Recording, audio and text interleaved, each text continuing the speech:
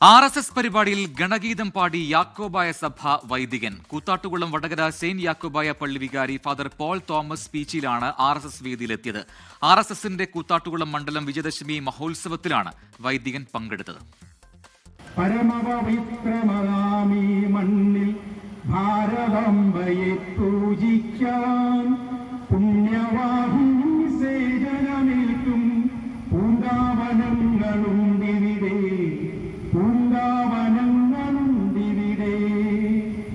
ഇലയും ഇതളും പൂവും മുട്ടും ഇറത്തെടുത്തർപ്പിച്ചീരാൻ തലകുമ്പിട്ടുതരും പൂങ്കൊമ്പുകൾ തഴച്ചു.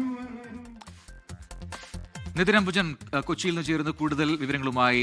നിതിൻ, ഈ വിജയദശമി മഹോത്സവവുമായി ബന്ധപ്പെട്ടാണ് ഒരു പരിപാടി ഇവിടെ നടന്നത്. അവിടെയാണ് ഈ വൈദികൻ RSS ഗണഗീതം പാടിയത്. എന്തായിരുന്നു അത്തരത്തിൽ പാടാനുള്ള ഒരു പ്രചോദനം? ഒരുപക്ഷെ ആ സാഹചര്യം എന്തായിരുന്നു? അത് എന്തെങ്കിലും വിവരങ്ങൾ, വിശദീകരണങ്ങളൊക്കെ അവരുടെ ഭാഗത്തുനിന്നുണ്ടാകുന്നുണ്ടോ?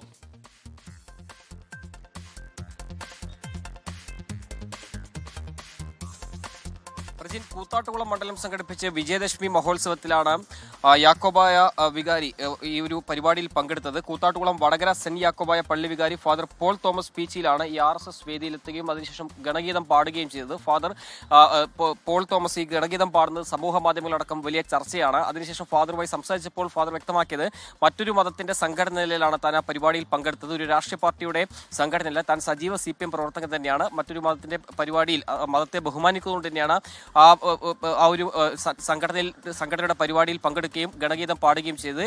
എന്തായാലും അതിലൊരു കൃത്യമായി തന്നെ ഒരു വിശദീകരണം നമ്മളെ സംസാരിച്ചപ്പോൾ അദ്ദേഹം വ്യക്തമാക്കിയിട്ടുണ്ട്.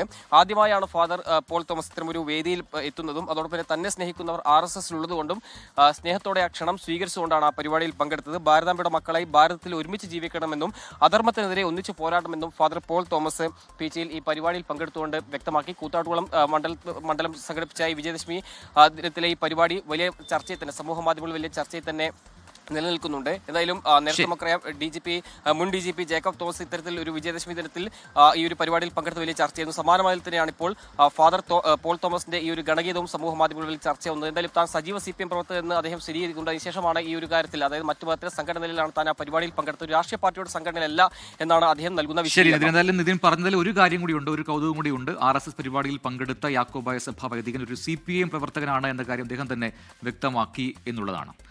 ലോകത്തെവിടെയായാലും ഏത് സമയത്തും 24 വാർത്തകളും ഓഗ്മെന്റഡ് റിയാലിറ്റി പാക്കേജുകളും എക്സ്പ്ലെയിനറുകളും വിശദമായി കാണാൻ ഞങ്ങളുടെ YouTube ചാനൽ നിങ്ങൾക്ക് സബ്സ്ക്രൈബ് ചെയ്യാം.